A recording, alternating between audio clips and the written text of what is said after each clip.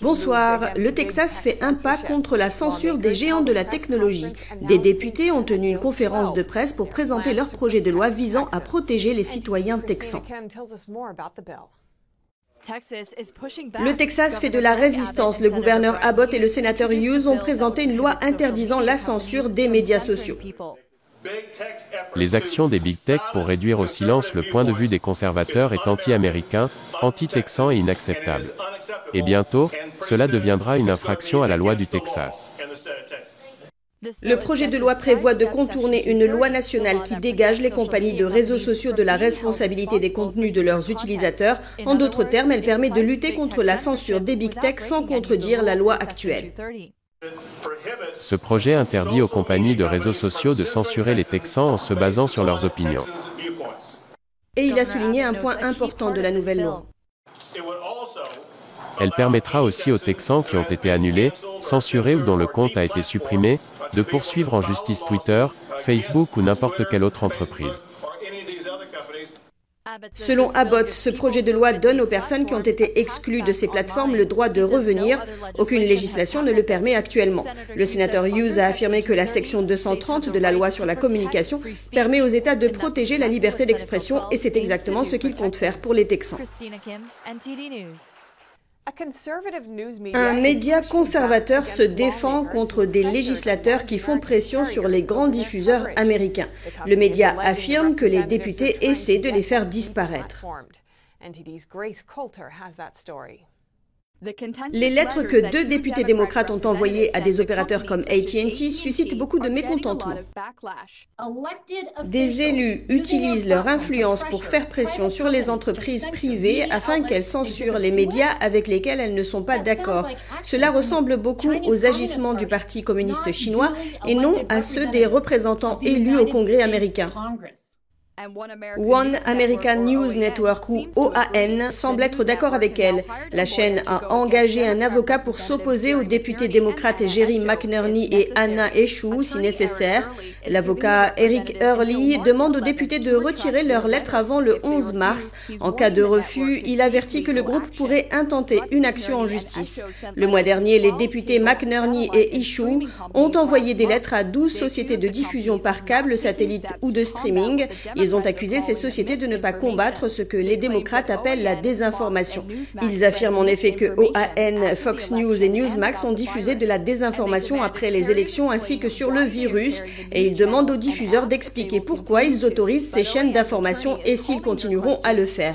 Mais l'avocat d'OAN qualifie leur question de menace à peine voilée. Selon lui, elle vise à faire pression sur les diffuseurs pour qu'ils retirent les chaînes d'information de leur plateforme.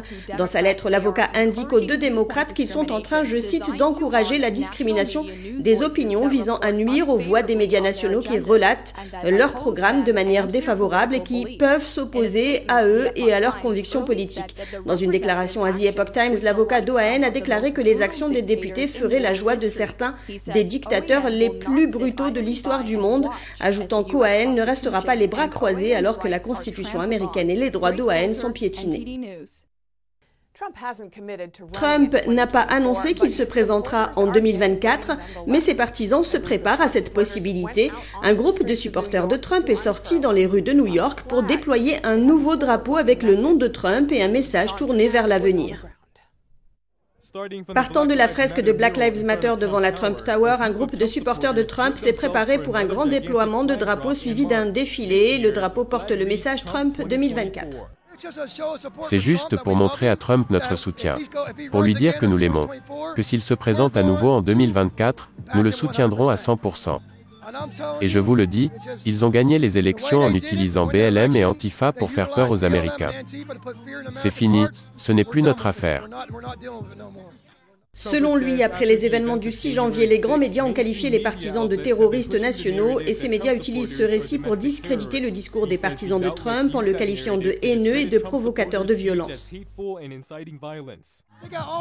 Ils sont soutenus par toutes les grandes organisations qui font leur propagande et qui sont toutes pro-Chine. Ils ne parlent presque jamais en mal de la Chine communiste, du PCC.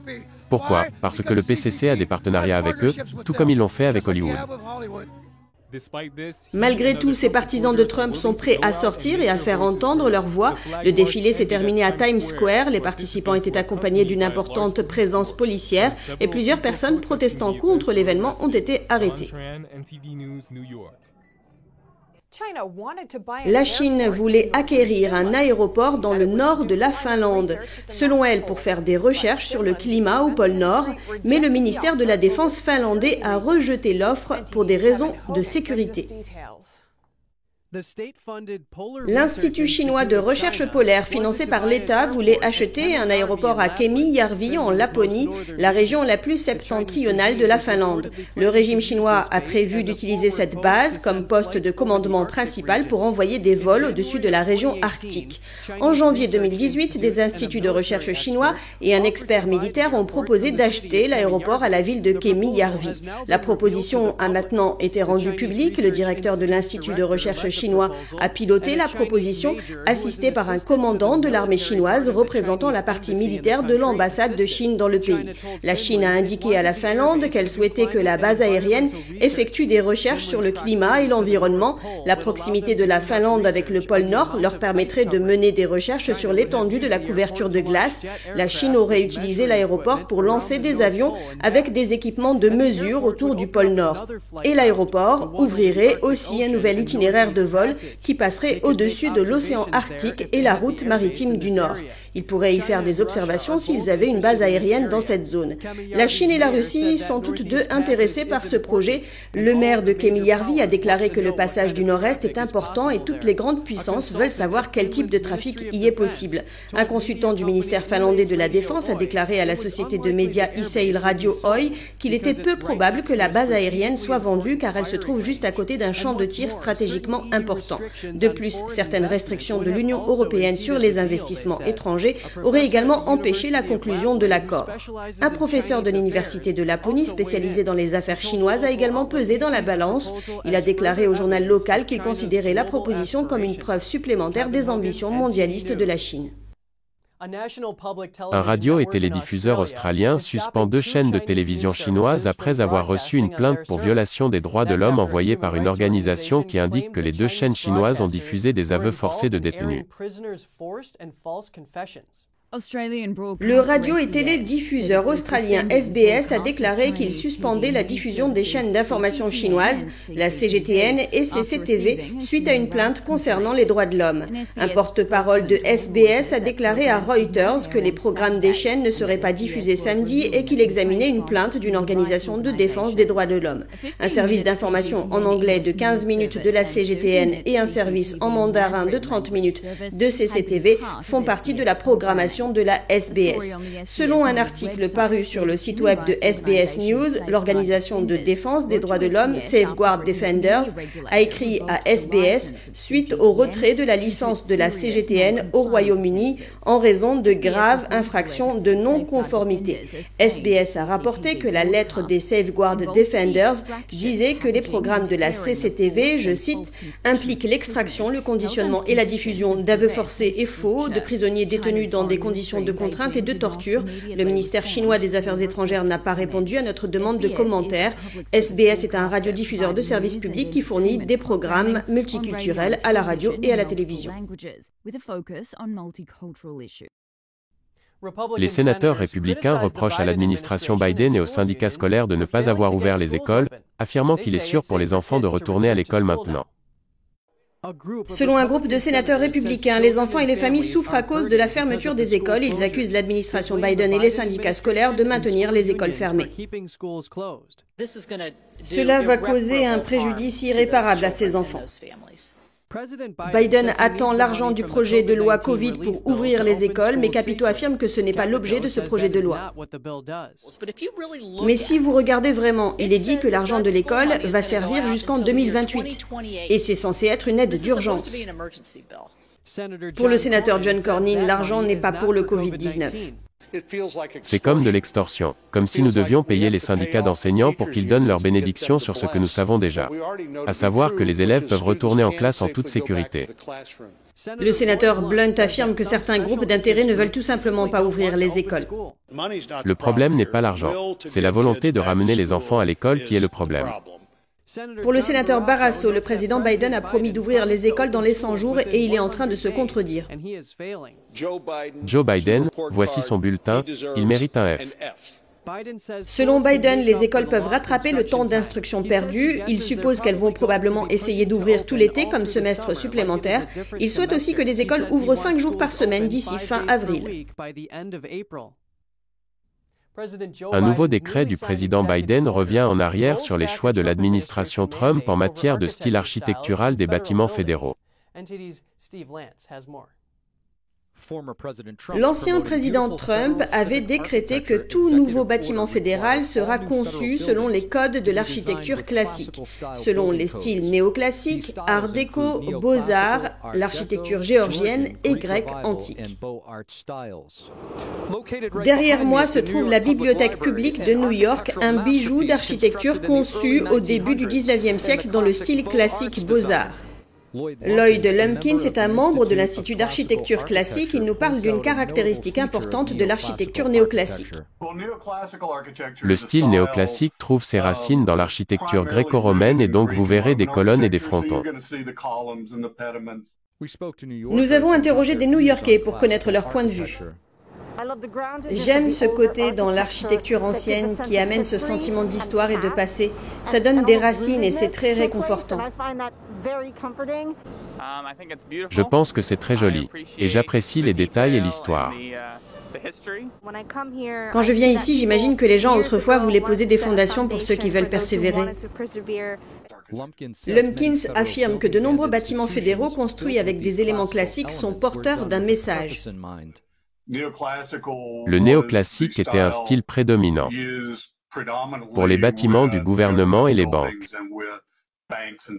avec son image de stabilité. Un élément clé du décret de Trump était de limiter les styles comme le déconstructivisme qui, selon le décret, subvertit les valeurs traditionnelles de l'architecture. Vous pouvez adopter un style moderne, mais il doit être respectueux. Contrairement à l'architecture contemporaine, qui ne se rattache à rien et qui ne respecte rien.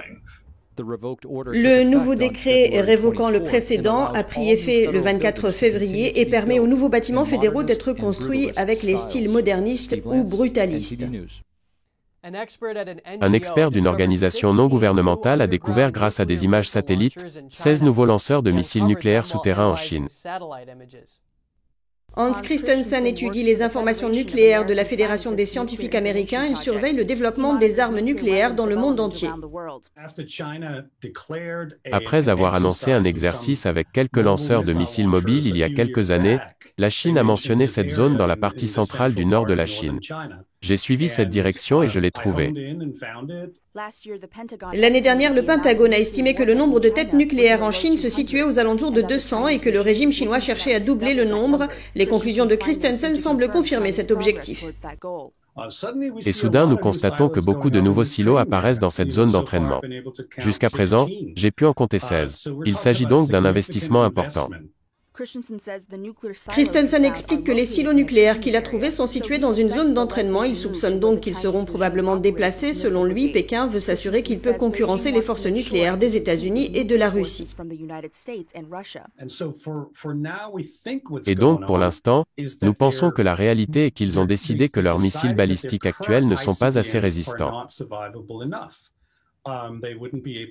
Ils ne seraient pas capables de survivre à une attaque soudaine, à une première frappe.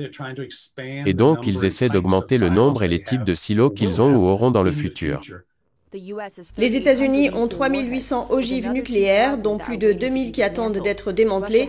La Russie en a un peu plus avec 4300 têtes nucléaires, dont 2000 prêtes à être démantelées. Depuis le 1er février, la chaîne NTD TV vous propose chaque jour 1 heure de programme en français, accessible gratuitement sur les canaux suivants: Orange canal 548, Free 799, SFR 921 et Bouygues 802. La première diffusion est programmée à 20h avec une rediffusion le lendemain à 13h. Vous pouvez aussi retrouver toutes nos vidéos en vous rendant directement sur notre site internet ntdtv.fr.